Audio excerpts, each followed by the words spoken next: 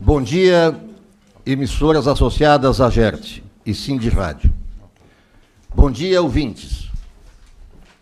Primeiramente, queremos dar boas-vindas e agradecer ao candidato a governador Eduardo Leite, que compareceu para participar do debate previsto para hoje. Porém, com o não comparecimento do candidato Onyx Lorenzoni, não será possível realizá-lo.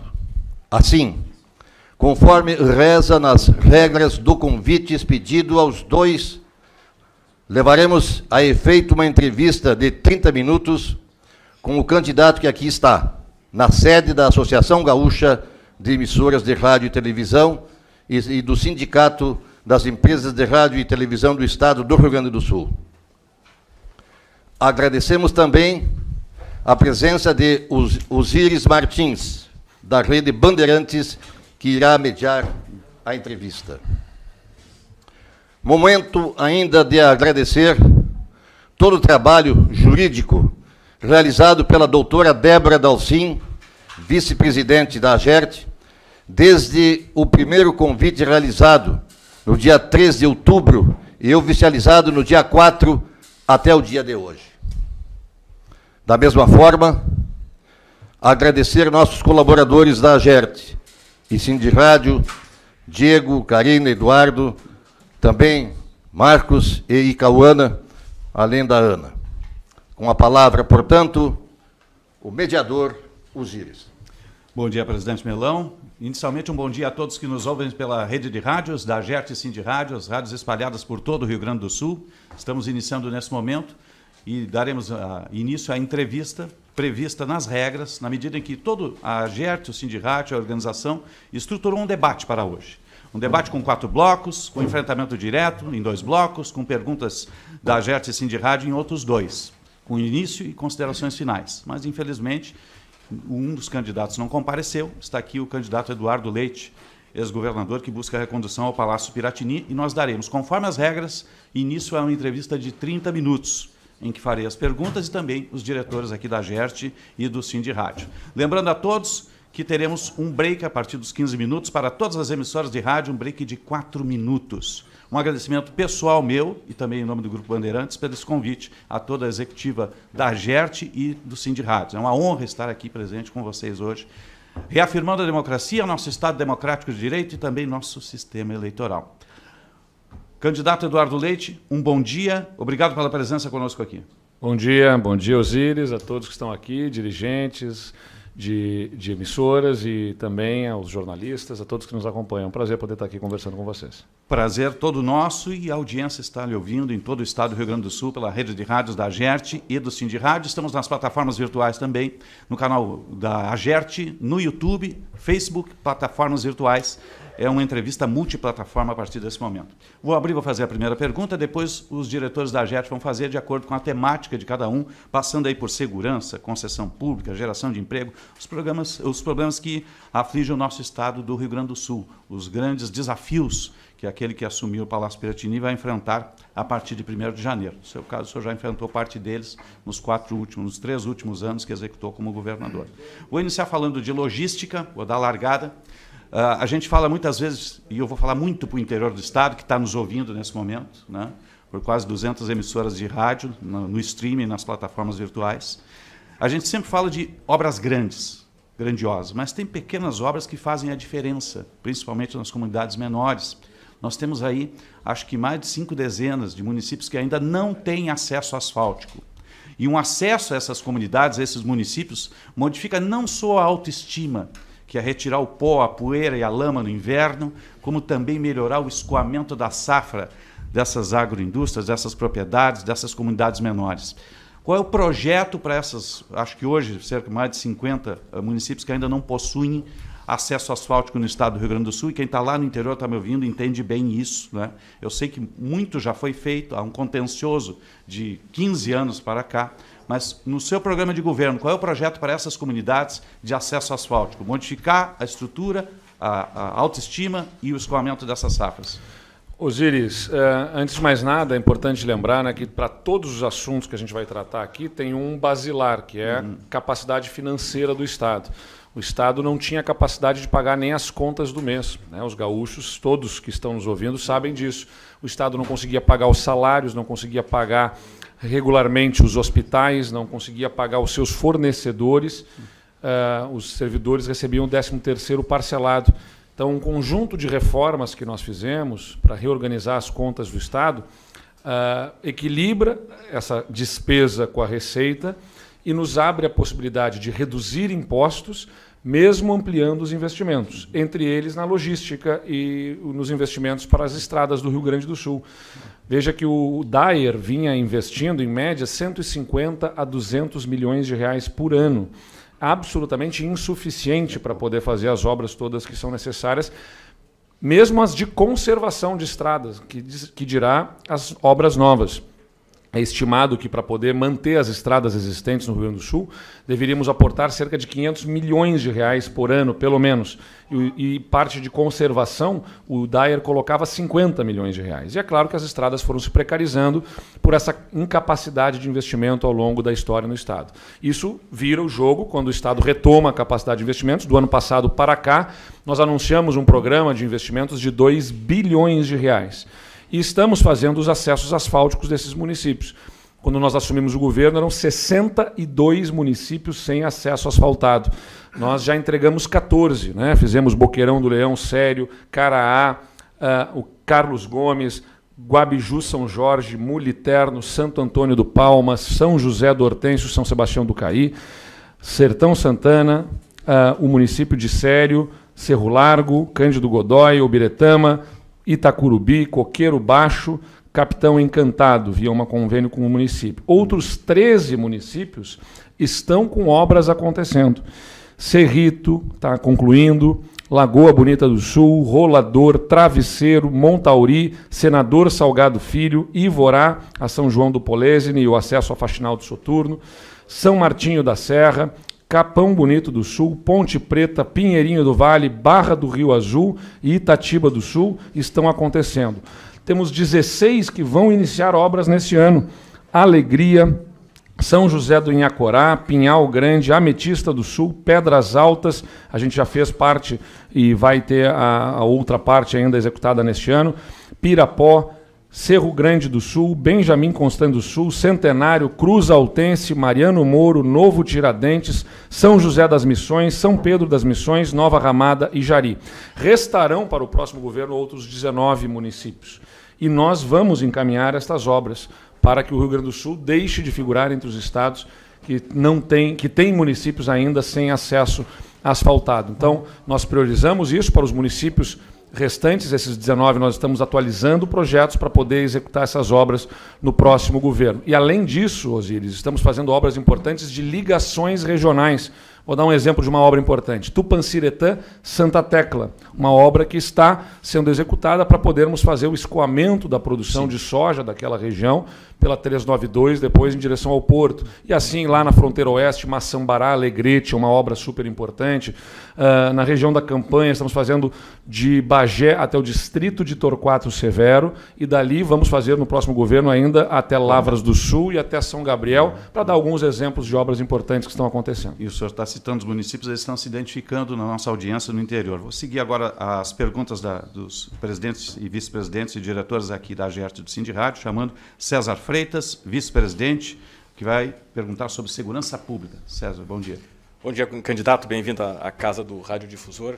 Minha pergunta é sobre segurança. Nos últimos 6 anos, pelo menos, os números ligados à segurança têm entrado em declínio, felizmente. Mas alguns cresceram, os ligados ao narcotráfico. Entre junho e agosto, pelo menos 30 pessoas morreram nesses conflitos ligados ao tráfico e pelo menos mais de 30 foram feridas. E tem o caso de pessoas comuns sendo apanhadas por bala perdida. Como impedir que o Rio Grande do Sul se transforme num conflito ligado ao tráfico, como acontece em outros estados brasileiros? É um tema complexo, César, mas sem dúvida nenhuma que deve ser absoluta prioridade. E aí entra a parte de segurança ostensiva. A gente tem garantido reposição do efetivo policial. É o primeiro governo esse que entregará um efetivo policial maior do que o que recebeu. O Estado, pela crise financeira, observava a cada governo redução do efetivo. Pela primeira vez vai terminar um governo com efetivo maior do que o que entrou. Nós abrimos novos batalhões de choque distribuídos pelo Estado. Então, nós tínhamos 3 batalhões de choque apenas, era Porto Alegre, Santa Maria e Passo Fundo. Nós abrimos outros 3, um em Uruguaiana, na fronteira oeste, outro em Pelotas, para a região sul, e outro importantíssimo na Serra Gaúcha. Caxias do Sul passou a contar com uma tropa especializada de homens e mulheres, pelotões de pronto emprego diante de situações que sejam necessárias. Então, se acontece algum tipo de fato, né, que exige reforçar o efetivo num determinado momento numa cidade, a gente tem esses pelotões de pronto emprego em cada uma das regiões do Estado para acessar rapidamente essas regiões. O investimento em viaturas também, esse é o governo que mais tem investido em renovação da frota, e agora todas elas semi-blindadas, até para dar estrutura para esse enfrentamento ao tráfico, ao crime organizado, e proteger quem faz segurança. Quem faz segurança deve estar seguro, com bom armamento, com tecnologia e com viaturas de qualidade. Mas é fundamental a gente expandir o investimento também no sistema prisional. A gente já começou a fazer isso. Por exemplo, o Presídio Central de Porto Alegre, que era uma vergonha, né, uma vergonha para os gaúchos, que foram denunciados no passado na Organização dos Estados Americanos por infringir direitos humanos em função da situação absolutamente precária do Presídio Central. Nós estamos demolindo o Presídio Central e reconstruindo numa nova formatação, colocando o número adequado de presos, porque se a gente quer enfrentar o tráfico e o crime organizado, quando a gente prende esses elementos, a gente tem que garantir que eles não tenham comunicação com o mundo exterior. E na situação precária que os presídios gaúchos acabaram tendo em função da falta de investimentos, acabavam lá dentro operando o crime aqui fora. E agora nós estamos encaminhando para que isso não mais aconteça, com um investimento de R$500 bilhão, construção de nova unidade prisional em Charqueadas, a conclusão do presídio de Guaíba, que estava paradas as obras lá há 10, 12 anos. Sim. A obra está sendo concluída. Então, com o sistema prisional reforçado, a gente vai conseguir certamente fazer um enfrentamento ainda melhor aí para este crime organizado. Agora o diretor Antônio Alberto Luca pergunta sobre concessões públicas. Bom dia. Bom dia, candidato. Bom dia, mediador. Concessões de rodovias. Nos estudos e no leilão de concessões realizadas durante o governo atual, as tarifas iniciais dos pedágios ficaram elevadas, em razão dos investimentos projetados nos estudos. Porém, sem a contemplação de vias alternativas, sem isenções nem passagens múltiplas para os usuários que cruzam mais de uma vez pela mesma praça de pedágio, e em especial para os empreendimentos e empreendedores das pequenas localidades dentro de um mesmo município onde existe a cancela de pedágio. Há praças em locais de baixo fluxo. Nós estamos falando praticamente do Vale do Taquari, arrecadando recursos para a realização de maiores investimentos em pontos onde há maior fluxo. Arrecadam de menor fluxo e aplicam onde há maior. Portanto, há uma incongruência. Como é que o senhor pretende equalizar isso? Bom, vamos lá. Sobre o Vale do Taquari, eu recebi recentemente os prefeitos do chamado G18, que são os municípios do Alto Vale do Taquari, vamos dizer, né? Um grupo de prefeitos. Ali o Vale do Taquari tem uma identidade, né, com alguns municípios e outros municípios com maior identificação entre si, como o chamado Alto do Vale do Taquari. A gente conversou e o bloco 2, que é o que pega essas rodovias, está com a licitação suspensa, o leilão não foi encaminhado. E nós nos comprometemos a reabrir a discussão sobre a localização de praças de pedágio. Então, nós temos esse compromisso com o Vale do Taquari para uma análise pormenorizada. A gente tem que buscar, nas concessões, atender o legítimo interesse privado, porque quem entra na concessão entra como um negócio, né? O legítimo interesse da empresa, que vai explorar um negócio e vai fazer obras que são de interesse público. Então, a gente concilia o interesse público dos investimentos, da qualificação das rodovias e o interesse privado de se remunerar por isso. Então não dá para fazer um volume de obras para duplicar, melhorar entroncamentos, elevadas, viadutos, terceiras pistas e garantir a manutenção, colocando simplesmente poucas praças de pedágio em locais em que não passa ninguém, né? É claro que vai ter que estar, tem que ter o retorno para o concessionário. Mas para que a gente possa melhor equalizar isso, assumimos esse compromisso ali com o Vale do Taquari. Agora é importante ressaltar, o governo federal acaba de lançar a consulta pública para a concessão da 116 e da 290. E as tarifas partem de R$ 12,00 e vão a R$ 16,00, com pista dupla, na concessão feita pelo governo federal, não é do governo do estado, é importante dizer, a do governo federal. E, pior ainda, o modelo de concessão que o governo federal está encaminhando é com limite de desconto, porque deseja que seja pago ao governo federal, ou seja, o desconto na tarifa vai ter um limite e vai ganhar quem pagar mais para o governo federal o direito. Na verdade, quem vai estar pagando são os usuários que passam por essas rodovias. Então, esse modelo merece ser rediscutido. Acho que o Estado precisa fazer valer também a sua voz diante do governo federal, porque o modelo que está encaminhando não é bom, né, para outras regiões do Estado. Então, as concessões que nós fazemos, nós estaremos sempre dialogando e buscando construir com as comunidades que são atingidas e vamos nos posicionar firmes, como deve ser a posição de um governador do Estado em relação a Brasília, né, e não uma relação submissa, para garantir que aquilo que o governo federal fizer aqui seja para atender o interesse dos gaúchos e não para atender o interesse do governante de plantão. A gente já está se aproximando de 15 minutos. Em seguida, depois tem que ser mais rápido nas minhas respostas. Depois, é, dizendo. Mais ou menos isso, né? A gente vai fazer um breve intervalo, as emissoras que estão em rede conosco, nessa rede Agerte e Cindy Rádio, nessa entrevista, lembrando que nós estruturamos para termos hoje um debate com 4 blocos, 2 de enfrentamento diretos, 2 de perguntas do Cindy Rádio e da Agerte e do Cindy Rádio, mas infelizmente com a ausência de um dos candidatos, estamos procedendo, como está na regra e foi assinado pelas coordenações, uma entrevista de 30 minutos, feita por este mediador e pelo Agerte e Cindy Rádio. Nós vamos fazer um breve intervalo, em seguida a pergunta é sobre geração de emprego e renda. Atenção, emissoras em rede, vamos ao intervalo, em 4 minutos estamos de volta.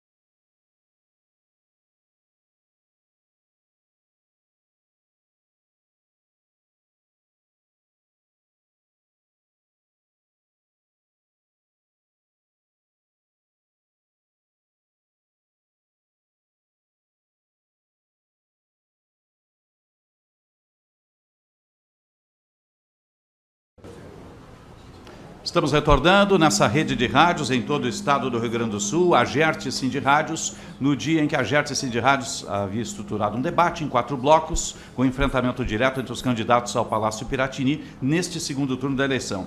E na ausência de um dos candidatos, estamos executando a regra, que é uma entrevista com o candidato, que aqui está, de 30 minutos, com as perguntas de Agerte e Sindirádios. Lembrando que as coordenações haviam assinado os termos e as regras que aqui estão sendo colocados. Agora a pergunta é do diretor Marcos Romualdo dos Santos sobre geração de emprego, por favor. Bom dia, candidato, bom dia a todos. Candidato Eduardo, a necessidade de geração de emprego e renda, principalmente empregos mais qualificados, o senhor eleito pretende investir em quais programas de qualificação profissional nos municípios do interior? Perfeito. Marcos, eu diria o seguinte, a gente tem que estender ensino técnico e profissionalizante, para isso usar as universidades comunitárias, o novo ensino médio e com a expansão do ensino médio em turno integral, como nós pretendemos fazer no próximo governo, para chegarmos a 50% das escolas de ensino médio com turno integral, vai nos proporcionar também, pelo itinerário que é profissionalizante dentro do novo ensino médio, fazer a formação de mão de obra qualificada.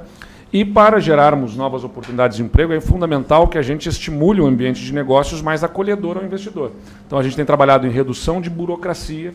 Né? Agora, o Tudo Fácil Empresas, por exemplo, é uma plataforma em que empreendedores, especialmente de atividades de baixo risco, respondendo um questionário, conseguem abrir o seu negócio em até 10 minutos, porque já ali no mesmo portal tem a junta comercial, a parte da licença ambiental, do alvará de corpo de bombeiros. Mandamos um projeto de lei para a Assembleia Legislativa para dispensar de alvarás as atividades consideradas de baixo risco, 732 atividades. Então, tudo isso vai colaborando na criação de um ambiente mais favorável, além da redução de impostos, né, como a redução das alíquotas internas e também a extinção da DIFAL, que era o diferencial de alíquota quando se comprava de fora do Estado. Então, não tem um botão que você aperta e gera emprego, e você não pega o empresário pelo braço e manda investir. Você cria uma atmosfera e um ambiente. Então, qualificação de mão de obra, investimento na logística, que a gente estava falando antes aqui, e redução de burocracia e da complexidade do sistema tributário ajuda a melhorar o ambiente de negócios e assim gerar emprego e renda. Obrigado. Agora a pergunta sobre educação, diretor Miguel Puretz Neto, por gentileza. Apareça. Estamos nessa rede de rádios, a Agerte Sindirádios, quase 200 emissoras, ao vivo no canal da Agerte no YouTube, Facebook e plataformas virtuais. Diretor, por gentileza. Bom dia, governador, bom dia, Osíris, audiência das emissoras da Agerte do Sindirádio. Obrigado, governador, pela sua presença aqui, dando atenção à nossa audiência das emissoras ligadas ao Sindirádio e à Agerte. O tema para mim é educação, um tema que normalmente eu sempre falava, eu falei com o senhor no intervalo, a gente sempre falava sobre estradas, desta feita coube a minha educação. O senhor conhece também o nosso relatório social que a Agerte já apresentou na sua presença em outras oportunidades, e em 2021 foi o impacto da pandemia na infância. Eu trago esse tema junto porque a educação foi um dos aspectos mais afetados com a pandemia, principalmente a educação básica, né? E todo mundo naquela hora não sabia bem o que fazer, foi tomada atitudes presenciais ali. Claro que se sabe que isso vai ter consequências, o nível dessa consequência ainda não se sabe, o peso dela. Se eleito, governador, o que o senhor estará fazendo para minimizar o impacto da pandemia na educação e fortalecer a educação no Rio Grande do Sul? O impacto da pandemia na educação, né, sobremaneira, olhado sobre 2 aspectos. O aspecto socioemocional, psicológico, né, que tem que ser cuidado, e o governo está contratando psicólogos e assistentes sociais para formarmos uma rede de atenção para as escolas, com a orientação em casos em que se observa algum tipo de impacto socioemocional mais relevante, que mereça uma atenção. Então, isso precisa de atenção também, né? Há um impacto socioemocional da pandemia, do distanciamento, e, de outro lado, o impacto na aprendizagem, né? Ou seja, o que as crianças deixaram de aprender e que precisa ser recuperado. E aí trabalhamos com o aumento da carga horária da língua portuguesa e da matemática, com um programa chamado Aprende Mais, que faz o diagnóstico a partir de avaliações, o material pedagógico específico de acordo com as fragilidades que a gente identifica na educação. e com a formação dos professores, que são remunerados, inclusive, pelo Estado, a partir de agora, com bolsas para frequentar o programa de formação continuada. 30 mil professores recebem bolsas de até R$600 para frequentarem esses cursos, que qualificam eles para atender o que se observa é a deficiência da aprendizagem dos alunos. E, além disso, o Estado é responsável não apenas pela sua própria rede, mas também por coordenar a educação junto aos municípios. E aí o governo acaba de lançar agora um programa de alfabetização em regime de colaboração, para ajudar, orientar e coordenar com os municípios a alfabetização nas suas redes, premiando as escolas com bom desempenho e pegando pela mão aquelas que têm mau desempenho para ajudar e orientar com novas práticas, novos métodos que garantam a melhoria da aprendizagem. Então, é uma série de programas, né, concatenados para garantir a retomada da aprendizagem e rapidamente a recuperação daquilo que a pandemia deixou para trás e mesmo aqueles problemas que a gente tinha antes da pandemia, né? A gente criou um programa de uma bolsa para jovens ficarem na escola, o Todo Jovem na Escola. Nós pagamos uma bolsa mensal para 70 mil jovens não deixarem a escola, especialmente depois aí do período da pandemia. Agora, cooperativismo, quem pergunta é a presidente do Conselho Fiscal, Márcia Paganini. Bom dia, candidato. Bom dia a todos. A economia do Rio Grande do Sul depende muito da força do cooperativismo.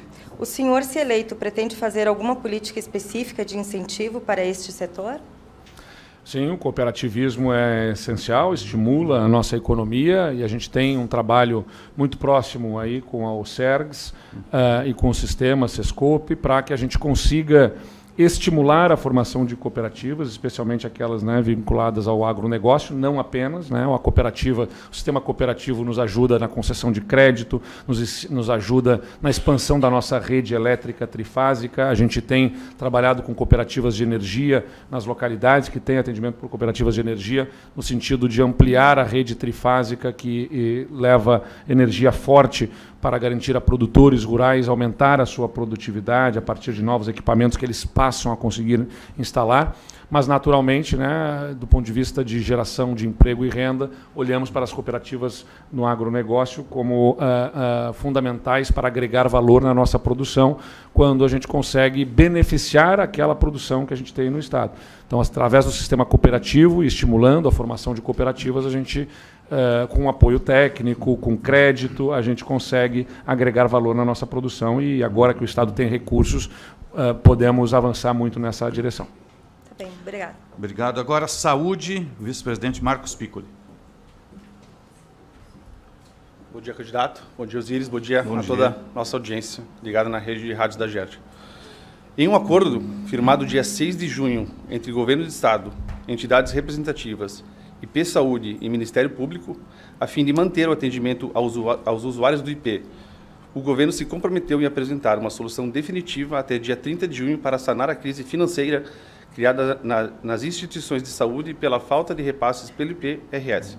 No entanto, ainda não há uma solução apresentada e o rombo financeiro continua em centenas de milhões de reais. Candidato, qual o seu projeto para, definitivamente, solucionar essa questão financeira, visando manter o atendimento aos conveniados IP nos hospitais filantrópicos e santas casas? Vamos precisar conversar sobre o sistema de contribuição do IP, o que não significa aumento de contribuição aos servidores, é importante dizer, antes que lancem fake news nessa direção. Significa uma revisão em que pode haver até redução para muitos dos servidores que estejam pagando mais do que deveriam estar pagando. E, eventualmente, para aqueles que têm uma contribuição menor do que o que deveriam, sim, pode ter uma contribuição maior. Mas o importante é garantir um sistema de contribuição que dê sustentabilidade e garanta um IP forte. Conosco, o IP continua público, forte e saudável para cumprir com a sua missão. Agora, isso só conseguirá ser resolvido com o novo governo, porque dentro de um período eleitoral ficou absolutamente impossível fazer o encaminhamento de um projeto nesta direção.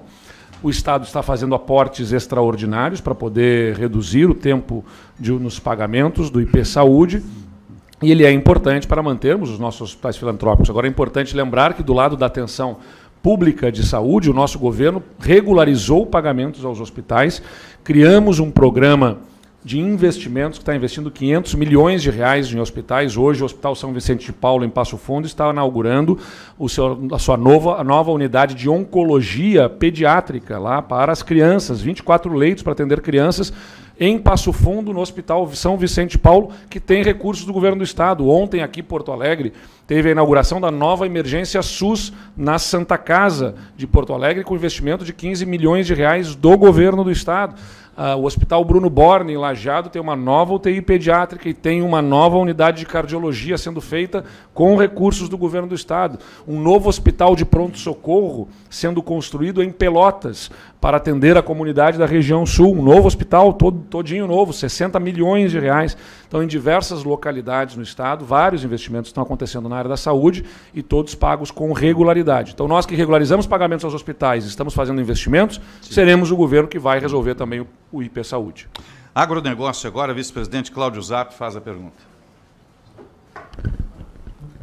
Candidato, pergunta das rádios de Membuí e Nativa de Santa Maria e demais emissoras do grupo. Agronegócio, extremamente importante, não só no Rio Grande do Sul, mas no Brasil.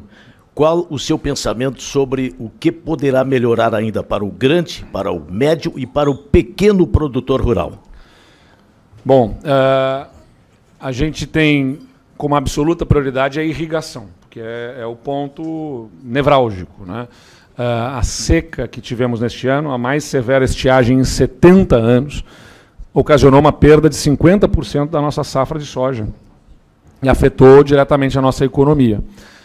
Para fazer irrigação, não é simplesmente sair lançando água por aí, você tem que fazer a reservação da água. Reservar água tem um impacto ambiental, exige licenças ambientais. Então, desburocratizar o processo de licenciamento já está acontecendo, né, com a ampliação da competência para licenciamento pelos municípios, reforçando a estrutura para que se agilize licenciamentos. De outro lado, nós vamos reforçar, como já anunciamos nesse ano, e começa a ser operado logo em seguida, a subvenção para os custos de irrigação pelo produtor. O governo vai pagar parte dos custos de irrigação e assim ajudar, reduzindo burocracia e irrigando, né, com recursos o sistema de irrigação para que o produtor possa fazer os investimentos, melhorar a proteção às nossas lavouras, aos novos ciclos das secas. Eu diria que esse é o ponto fundamental para o agronegócio gaúcho.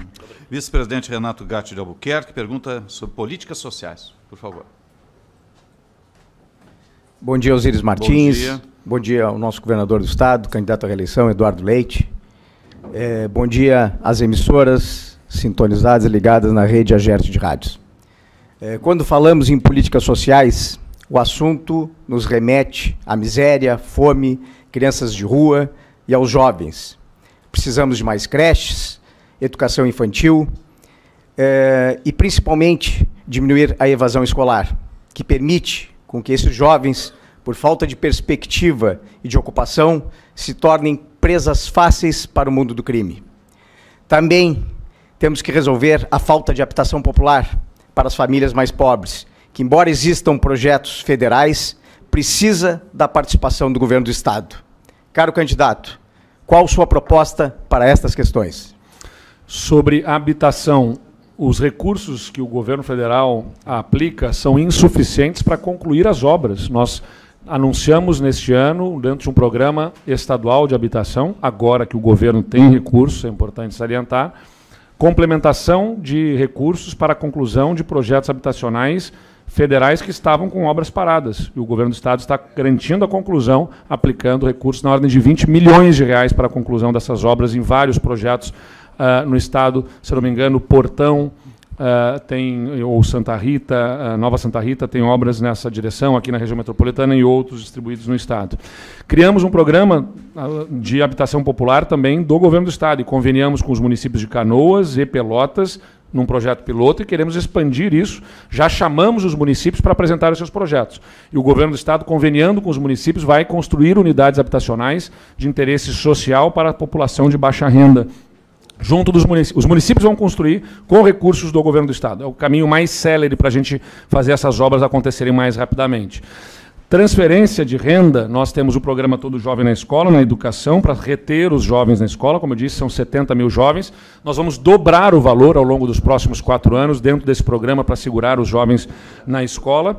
E temos o programa Devolve ICMS, em que o Estado devolve integralmente para as famílias de baixa renda tudo o que elas pagam de imposto em alimentação, transporte, gás, né, entre outras aquisições, compras que fazem e que pagam imposto, e o Estado devolve integralmente para 500 mil famílias de baixa renda, integralmente o imposto dela, o que significa aumento do seu poder de compra para poder atender às suas necessidades básicas. A gente vai seguir nessa toada, aumentando valores e ajudando essas famílias que mais precisam. Vice-presidente Alceu Ferronato vai perguntar sobre energia. Bom dia a todos, bom dia, candidato. Considerando a necessidade de investimentos em energia, principalmente renováveis, o seu governo vai ter uma política específica para incentivar a geração de energia solar e a eólica? Era um entrave para o governo, para o Rio Grande do Sul, para projetos de energia, a falta de linhas de transmissão que garantissem isso. Nós temos um sistema interligado nacionalmente de energia. Então não é nós produzimos a energia para nós mesmos, nós produzimos energia que é lançado num sistema nacional, interligado.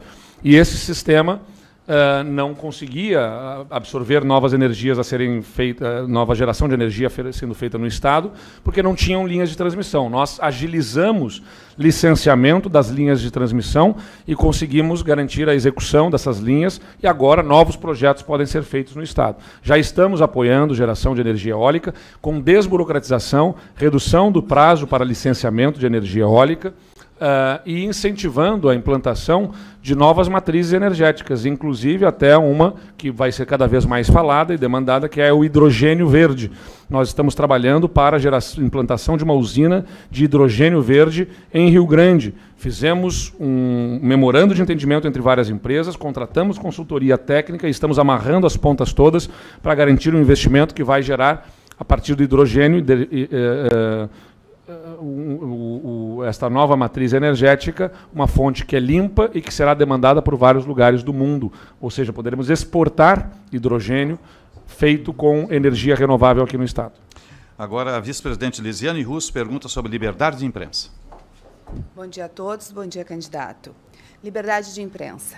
Os tempos e cenários de polarização extremada nos impuseram um quadro de agressões a profissionais de veículos de comunicação, só vistos antes no período de exceção. Liberdade de expressão e responsabilidade são basilares no exercício do jornalismo, matéria-prima dos veículos, cuja credibilidade foi forjada por resistência e redemocratização do país. Gostaríamos de saber a sua posição e opinião sobre o tema liberdade de imprensa e se há dispositivos ou projetos no seu plano de governo para garantir a transparência de dados e acesso à informação dos atos de governo. Perfeito, Lisiane. Acho que posso ser analisado pelo governo que fiz. Nunca desqualifiquei, nunca ataquei qualquer veículo de imprensa. Nunca fiz um ataque a jornalista, porque entendo que é melhor conviver com uma imprensa que eventualmente erre na sua crítica do que conviver com imprensa nenhuma, né, ou cerceada ou censurada. Para a nossa democracia é saudável que tenhamos uma imprensa com a liberdade de criticar. E, claro, também de ser criticada. A crítica que é pertinente, né, de uma análise sobre o desempenho de algum tipo de matéria jornalística, mas nunca censura e nunca cerceamento da manifestação livre e democrática nos veículos de imprensa. E sim, acho que é importante que a gente possa avançar em mecanismos de transparência que ofertem toda a condição de a imprensa cumprir o seu papel na análise sobre os atos de governo. E a gente tem buscado trabalhar nessa direção e vamos reforçar esses mecanismos no próximo governo. Candidato e ex-governador Eduardo Leite, obrigado pela presença conosco. Nós ultrapassamos um pouquinho, porque descontei justamente os tempos de abertura dos blocos, já que me estendi um pouquinho, inclusive, na minha pergunta. Lembrando que essa entrevista está sendo feita, 30 minutos, em cumprimento às regras, na medida em que estava estruturado aqui um debate com enfrentamento direto entre os candidatos nesse segundo turno a Piratini, na ausência de um dos candidatos, conforme a regra, 30 minutos de entrevista. Obrigado pela presença, em nome do Sindirádio e da GERT do Sindirádio. Muito obrigado por estar aqui conosco e um bom final de jornada neste segundo turno. Muito obrigado, Osíris, obrigado a todos os veículos de imprensa e obrigado a quem nos acompanhou o nosso compromisso de levar ao interior, né, as obras, os investimentos, agora que o Estado tem capacidade financeira, né? O governador Sartori fez um trabalho importante, começamos a discutir os problemas do Estado, reorganizamos a máquina pública, hoje o governo tem uma capacidade de investimentos e eu quero botar o pé no acelerador para chegar perto de cada uma das comunidades e entregar a elas o que elas precisam em saúde, em educação, em estradas, botando o pé no acelerador para seguir em frente e não para retroceder, não na marcha ré, para desfazer o que foi feito. O Rio Grande melhorou, as pessoas sabem disso, e precisa melhorar ainda mais. Um grande abraço a todos. Obrigado, candidato. Vamos encerrando assim essa rede de rádios, pelo Facebook, pelo canal da AGERT no YouTube, emissoras de rádio. Obrigado pela presença conosco, obrigado pelo carinho da audiência. Um bom segundo turno a todos, boa cobertura a todos os associados que estiveram conosco ao longo desta jornada de hoje. E, em especial, um agradecimento especial meu, pessoal, à executiva da AGERT de Sindirádio pelo convite de estar aqui presente nesse momento tão importante para a nossa democracia. Um bom dia a todos, bom final de semana.